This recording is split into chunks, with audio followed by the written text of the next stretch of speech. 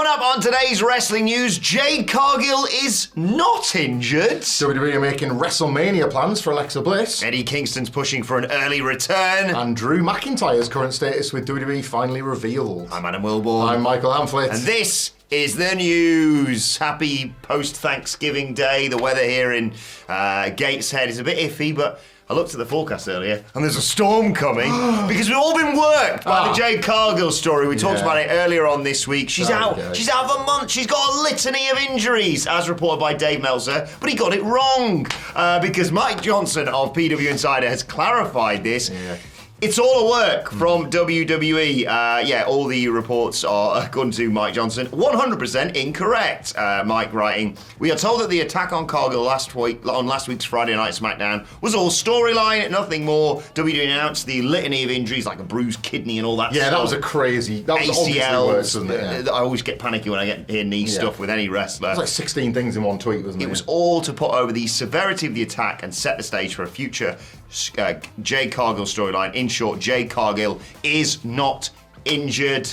They got us again. Yeah, like I would say this is bad news, good news, but the only really bad news is that all of us look like idiots and we're grubby aggregators who do that every day. Sorry. There's no change for us, is it? Being fools on the internet. The good news is that Jade Cargill's not injured. That we can all now get even more excited about the fantasy booking of the whodunit angle. Yes. That we can all get the Jade Cargill versus Bianca Belair for WrestleMania graphic back at the front of our minds. Come on. So this is the business. I don't mind getting worked by this one bit, but... Might have to vacate the titles, perhaps. Possibly, yeah. That was something we talked about yesterday when we were all living the lie. There's only one journalist in pro wrestling you can trust, and you're bloody looking at him right now. Right there. I don't report that often, but... That was why, in fact, actually... Once a year. All the man's up here, actually, yeah. Me and Murray covered, obviously, the initial reportage of the story on Monday, specifically because Wilborn was in the office. I blanket refused. He just said he's not going to come in the studio and report that when he couldn't get it double-sourced with himself. So, I got to protect this man's integrity, if nothing else. Jade Cargill's absolutely fine. Good. That's great all the way around, right? Yeah. And it's like a bit of fun when this sort of stuff... Well, what we talk about is stuff that gets out via locker rooms, via sources, and often double-sourced through a host of fantastic professional journalists, and I include Dave Meltzer in that. You like to see Sean Ross Sapp, John Pollock, and their types. Mike Johnson is all over this news. They all do fantastic work to allow us to dick about on these news videos every day, and they're entitled to get a bit of stuff in for once in a while. Yeah, I always think what that must be like. You know, they have these sources that, you think sometimes like, I've got a little bit of information for you about who's going to be coming back at the Rumble or whatever. I can imagine them, it's Dave Meltzer. Hello. Hi, I'm hearing reports that Jade Cargill's got a really bad list of injuries and she's going to be out for 3 months. What do I say? Yeah, that sounds about right, Dave. All right, mate. Speak to you soon. Bye. I bought it. It's not exactly unregulated, but it's not also that completely down the line. No. Is it? Like, wrestling's not known by its very nature for being forthcoming, so a bit of fun this one. It's just good news story about someone not being as badly injured and missing time as we were expecting. If you are not on the internet, and we're glad that you are, let us know your favourite thing about the internet in the comments below. If you're not on the internet... I'm going to say X. and you're watching SmackDown, you're seeing Jade Cargill splayed out in a car, and then you get the update this week, and then on you go with trying to unpick who has done this. So it's all part of the fun, isn't it? Speaking of which, a character that, again, if you are not on the internet, and thank you if you are, let us know what you think of the internet in the comments below, you'll be very aware that Alexa Bliss has been gone off television now, going back years, basically. Like, there's been appearances here and there. I think the Royal Rumble 2023 was the last of them. Title match, wasn't it? Yeah. Yeah, but even then, they were kind of becoming a bit more scant and a bit more scattered across the year, as opposed to when she was like a full-timer. The goddess era, I suppose, of Alexa Bliss, winning titles, kind of became the surprise standout of that 2016 class, almost in front of the Four Horsewomen at one point. Then she was part of the Bray Wyatt universe, which obviously had its own ups and downs for various reasons. And then since then, she's gone off and got married. She's had a child. That's lovely. So she's been working far harder than what it is to be a wrestler. However, that all might be changing, and she might be indeed back in the plans, in the mix in WWE. PW Insider Elite have reported that the intent was to figure her in after the holiday season, and now we're getting to that point. That is still the case, per this Insider Elite report, with WWE working on when and how Bliss would return to storylines. The belief amongst those we've spoken with is that Bliss would likely return by WrestleMania season, which obviously kicks off with the Royal Rumble, if not sooner. So this is it, right? If you're factoring somebody in for WrestleMania, there's every chance you're factoring them in for the Royal Rumble. Perhaps you're factoring them in for one of the upcoming Saturday night's main events. The January 6th edition of Netflix. WrestleMania season is the all sort of encompassing catchline for basically everything from this coming Monday? Yeah. Now we're doing it the proper way. Yeah. So WrestleMania season kind of realistically starts this coming Monday on Raw. So feels like a sooner rather than later for an Alexa Bliss return. Really, really exciting news this. Yeah, we speculated on it a while back. I think she was putting some teasers out there on social media. Like you say, she's gone off, done family stuff, marriage, had a child. I believe she had some sort of health scare, but I think that's all cleared up now, which is fantastic news as well, of course. But my word, what a difference a few years makes. Remember, like, you and I lived through it and worked through it when the post sort of Christmas, New Year period, you're like, oh, maybe WWE's going to start trying again now because it's WrestleMania season, Rumble's happening, etc., etc. And the people would just show back up and you're like, you're only here and to copy what CM Punk used to say, you're not going to be here the day after WrestleMania, are you? Yeah. Whereas now, like, WWE killing it, of course, right now. Hugely popular product. You look at the ticket sales for Survivor Series and all that sort of thing. Yeah, they're boiling hot. Yeah, and it's really, really exciting, like you say, with this build, especially to them arriving on Netflix. I was talking to some people at the weekend at a wedding who were like, what's going on in wrestling? I'm like, it's great, it's so good right now, because they're bedheads, so they're going to be getting back into it. Shout out to Gibbo, who I got to subscribe to the channel, by the way. Nice Just one, took his Gibbo. phone and pressed subscribe. Thanks again. Good morning, if you're wondering why you're watching, now you know. You're welcome. But, like, the speculation, obviously, is, they're going to go big for the Netflix debut. There was talk about, like, a big group meeting, and you're like, okay, well, maybe they're going to do some big storylines. Maybe Cody will show up on Raw and that sort of thing. And now you look about, like, who they've got, to use a football phrase, in the bracket. It's unbelievable. Becky Lynch, she's not signed, but, yeah. Charlotte Flair. She's posting, like, pictures of a diamond in ice or whatever it is. Yeah.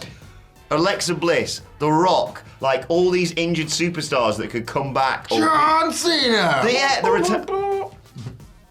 It's all happening. It's going to be incredible. Yeah. I'm really excited to see Alexa Bliss back in the ring. Yeah. Don't know whether she'll factor into the Wyatt Six story.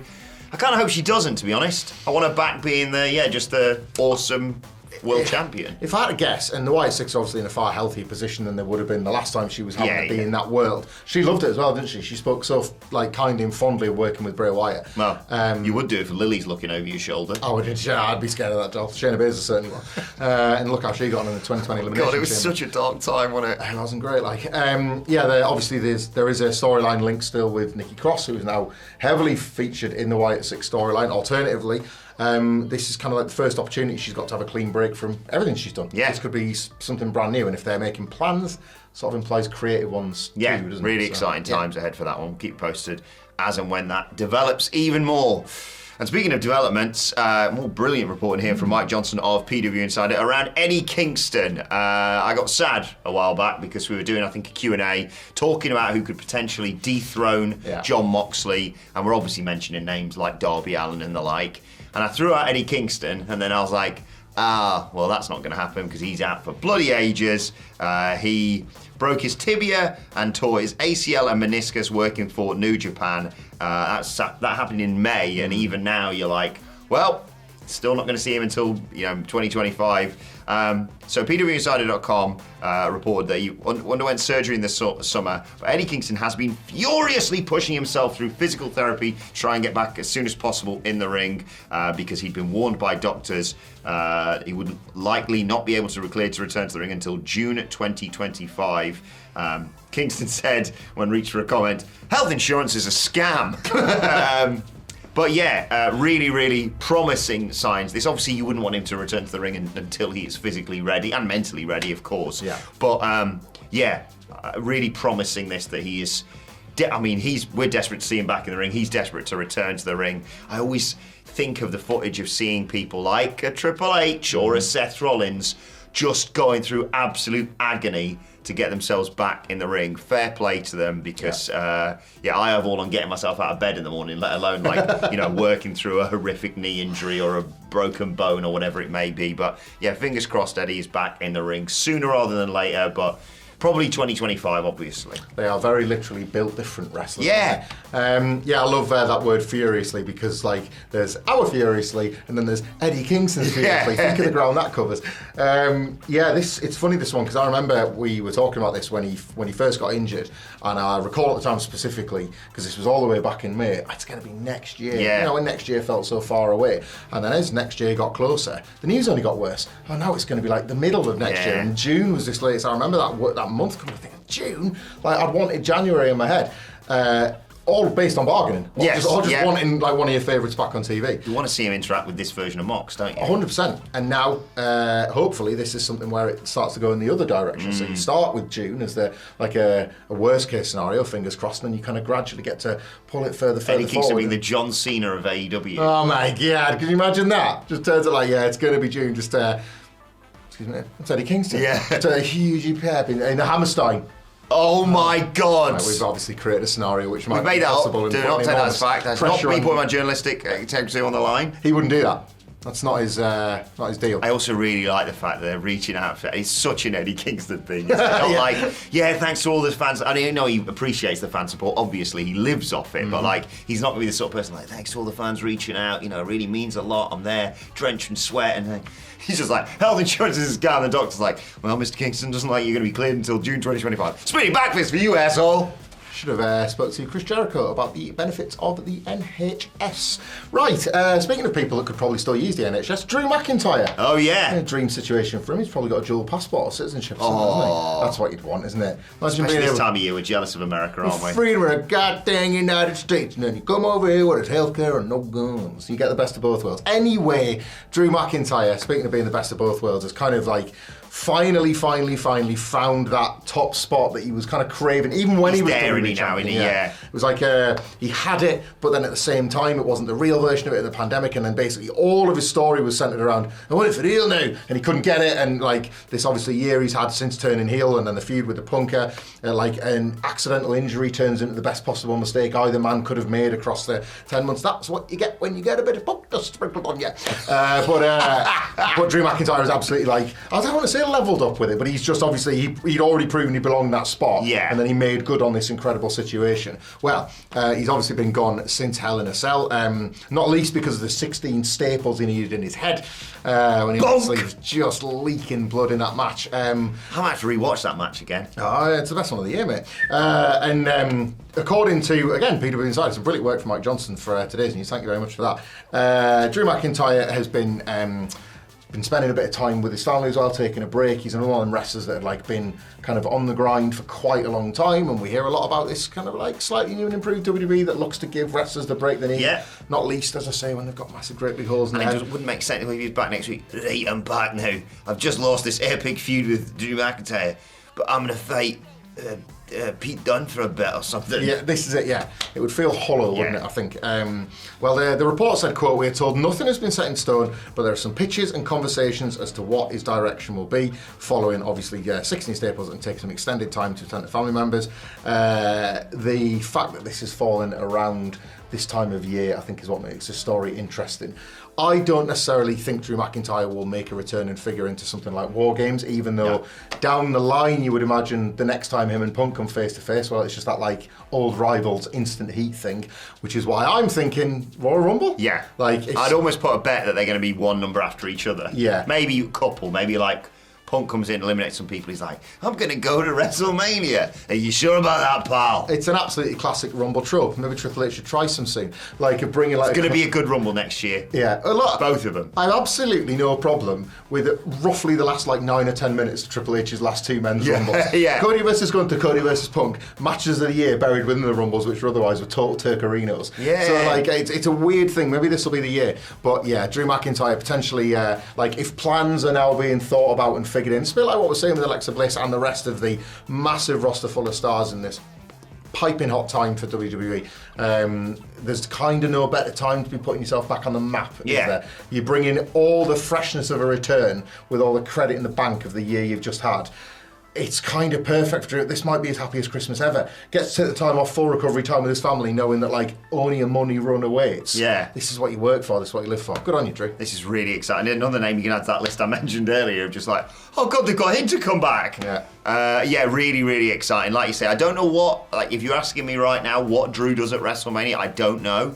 But you feel like he's going to have a big thing to do there because, like you say, he's established now. If there was any questions about what level he's at, whether it was like, world champion, but like, you know, like a sort of Dolph Ziggler. I remember when he was world champion. No question about that now after this Punk feud, especially. I don't know exactly how everything is going to shake out, but should this certain wrestler still be in a singles mode around WrestleMania season, the fury that Drew once carried with CM Punk, I could possibly see overlap into someone like a Jey Uso. Yeah. Like they've had like only okay matches in the past, but if you remember, Punk's very first heel turn was written in, well, you're friends with him. Like, and Jey Uso's only gone from strength to strength to strength. He could be back in the singles conversation for next year's Mania. Him and Kevin Owens. You're right, they are pricks, you know. I kind of love that, actually, yeah. The last two stubborn holdouts. Oh no! Well, we booked it. Tag team match for WrestleMania, apparently. We've done that. Tick, tick, monkey, tick. Oos. Oh no! That's two now. Two promos. You pick either, you know. Bit of both.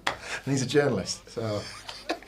Later on today, we're going to be answering all of your questions. We're going to be giving our excellent answers. Keep an eye out for that one. And we are going to be previewing Survivor Series War Games. Yeah. So keep an eye out for that one because it's tomorrow, I know. It's tomorrow. 11 Very, PM very here in the exciting. UK. But let us know your thoughts on all the news stories in the comment section below. Like, share, subscribe, and while you're at it, while you're waiting for those amazing videos, why not check out this one right here? Boom! Click it! My little finger just touched it.